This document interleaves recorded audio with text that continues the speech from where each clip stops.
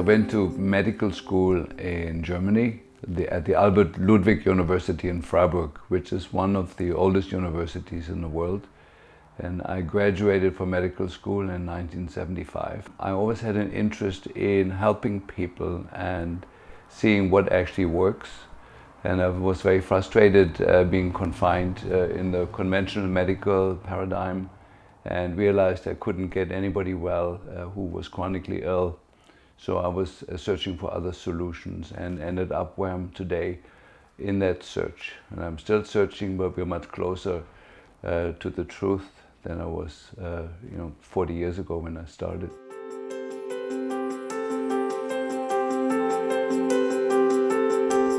The important thing is that the environmental factors that cause illness have increased so rapidly and have changed so rapidly in the last 20 years that in conventional medicine, just to approve a new drug may take upwards from 10 years, from the first idea through the processing and the ethics committees and the different phase 1, phase 2, phase 3 trials, that if you have a new illness today and medicine comes up with a solution in 10 years, that is not good enough because the patient will be dead by then. And that is usually where the role of the unconventional practitioner kicks in.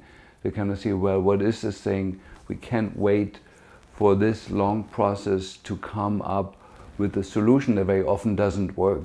So there's 10 years, and then after 10 years we find, oh, well, sorry, that didn't work. Let's do another 10 years of looking at something else. And so right now, conventional medicine is lagging behind in speed and keeping up with the rapid change and development of the illnesses.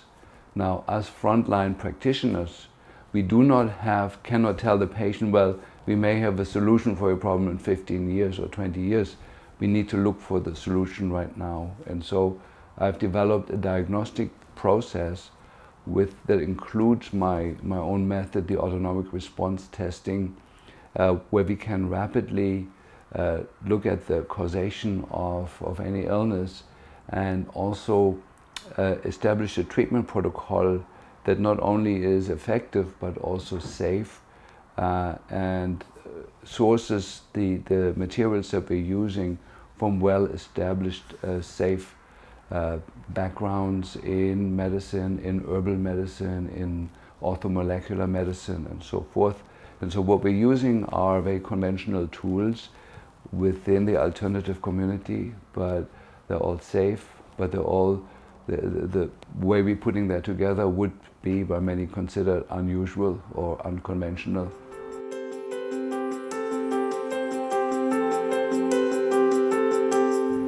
So I think I'd like to go back historically.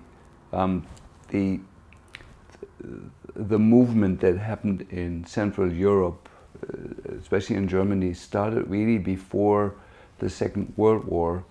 There was a brilliant physician, Wilhelm Reich, who really developed the first method of measuring electrically the autonomic nervous system.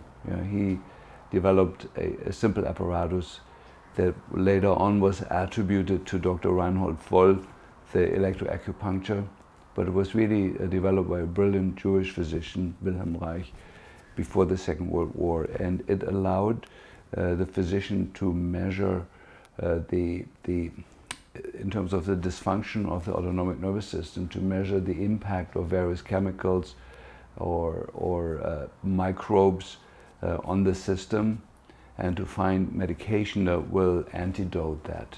So let's call that year when that was complete as a new diagnostic system in medicine, 1955. So now it has moved greatly outside the mainstream of medicine into the field of alternative medicine, and is used as a backdrop of much of what we know in CAM and complementary and alternative medical circles, known here as either EAV, electroacupuncture, according to Dr. Voll. It should be according to Dr. Reich, and it has changed names a few times for political reasons. I think now it's called EDS, electrodermal screening. Has nothing to do with dermal, has nothing to do with screening really either, but it's called EDS here in most circles in the US. And the parallel development to use the same knowledge without instruments comes from applied kinesiology. That's one branch of it. The other one is the auricular medicine from Dr. Nogier from France, which was a huge influence on myself. And the third influence comes from Dr. Umura from New York, who developed a particular type of muscle testing using the fingers as a sign, you know, when the finger grip loses strength, that you introduce something in the patient that causes stress. And if you gain strength in the fingers, you introduce something that the patient feels that could potentially be healing.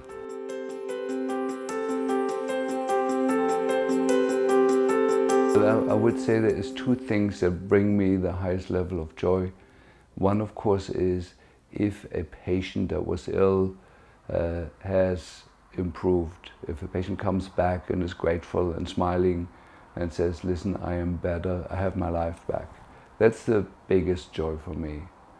But I have to say that very close nearby is the scientist in me, that within that, when a patient who's seen 60, 70 other practitioners and has been chronically ill comes back and say, whatever you did to me, it worked and I'm better. The scientist in me is greatly elated and joyful, having developed or discovered or confirmed a diagnostic and treatment idea that I had, where I wasn't sure, is this going to work or not? So if it works, then I know it will apply to millions of other people, and so we can pass that knowledge on. And so I know that not only we have helped that one person, but that one person's improvement is a signal to think that way, whatever led to that improvement, to think that way more, use that method on more people, and if it works on a large percentage, then to pass it on to the general public and be able to help millions of people.